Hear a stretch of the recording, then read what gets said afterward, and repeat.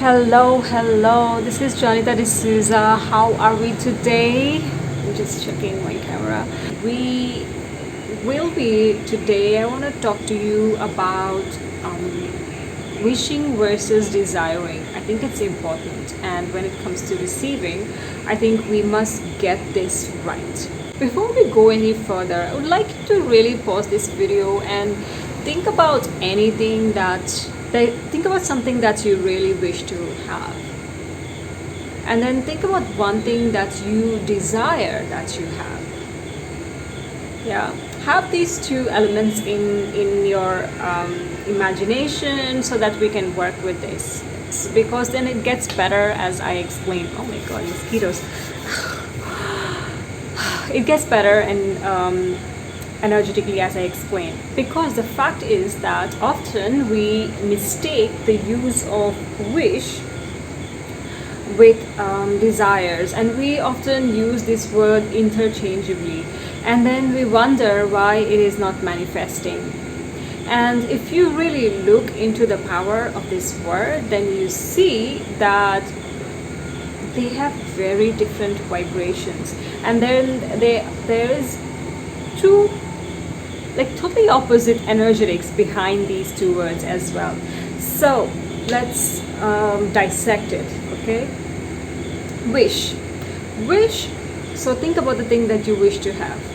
Okay, so wish is usually hoping for something that you probably think you cannot have, or you probably think may not happen. So it's wishful thinking, because probably it may or may not happen.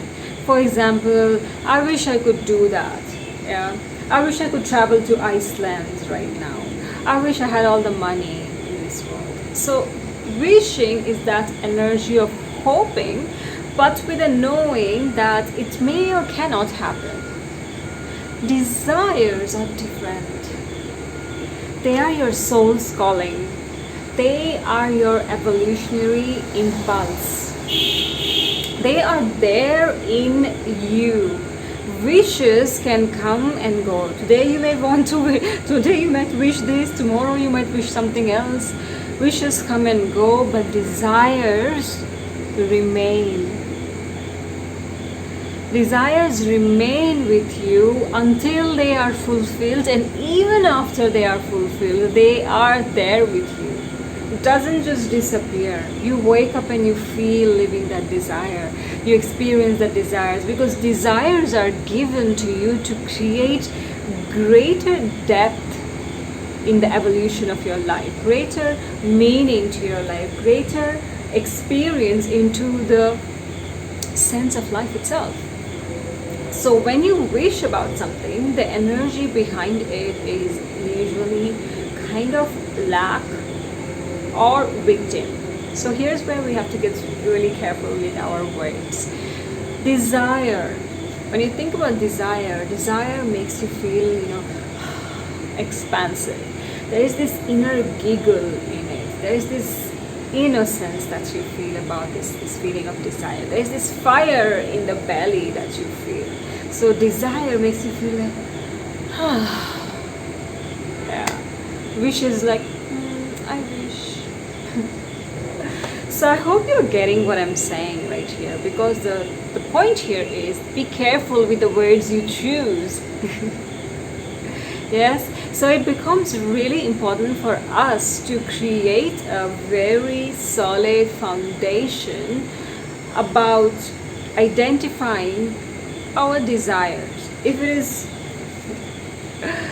it is just a desire, or if it is a wishful thinking.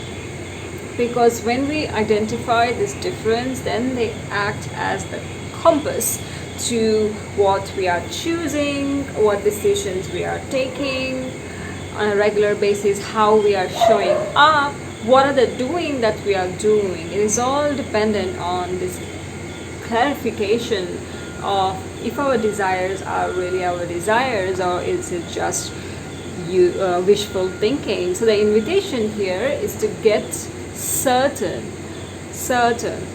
really certain, identify, really authenticate your desires. And there is a practice inside of Sensual Lifestyle Visioning Kit where I take you through five steps, or a staged sequence of question, inquiry, which can help you understand if it is your desire that you're desiring, or is it wishful thinking, or someone has planted this in you.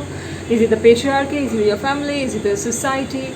This is where using your sensuality can really assist you.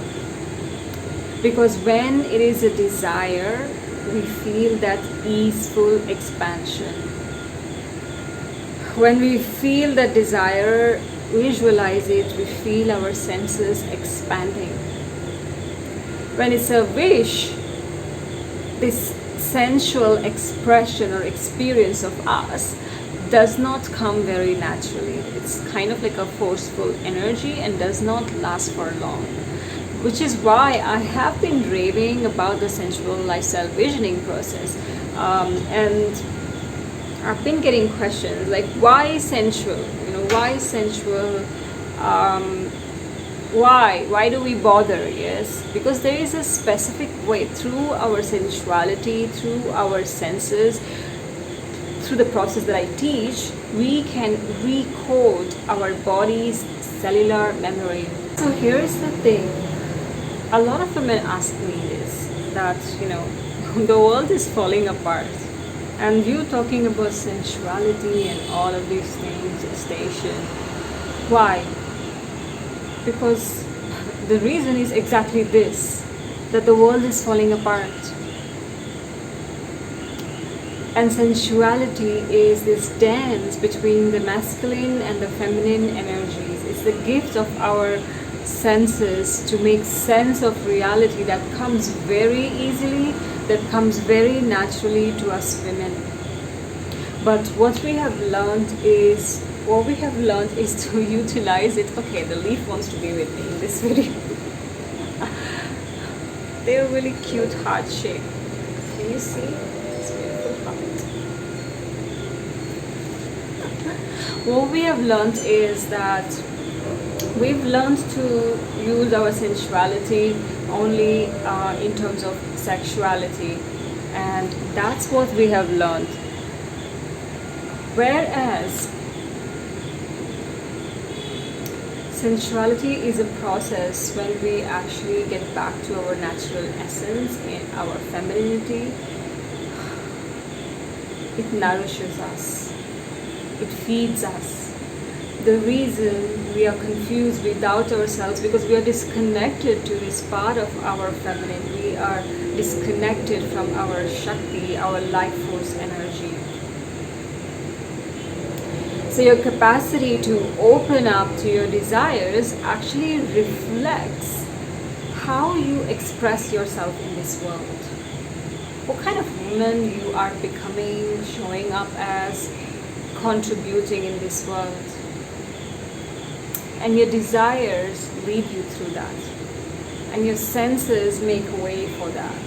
So no one can deny that this year is calling us for, to step ahead more than before, like never before. The last 2 years have shown us the value of our lives. So I was reading this research, it kind of hit me, it's a bit creepy. It said something like an average person lives 70 years, which means 840 months. So I did my math, and it was freaky, the amount that came out to. So 840 months that we get to experience in a lifetime. So how long are we going to continue to settle for less? How long are we going to deny our deep desires? How long are we going to just not bother about feeling energized in our bodies? For me, it's like life is too short. It can end tomorrow. I had this experience with my beloved father. He was well today, he was gone tomorrow. And I did the math, 450 months I've already lived. So kind of I have somewhat half, according to the research, half time remaining. According to the creepy research, I aim to live longer, but I better make it worthwhile. The point is, I better make it worthwhile, because for us women, our body is the gateway to our feelings, to our wisdom, to our pleasure, to our expression, to our voice.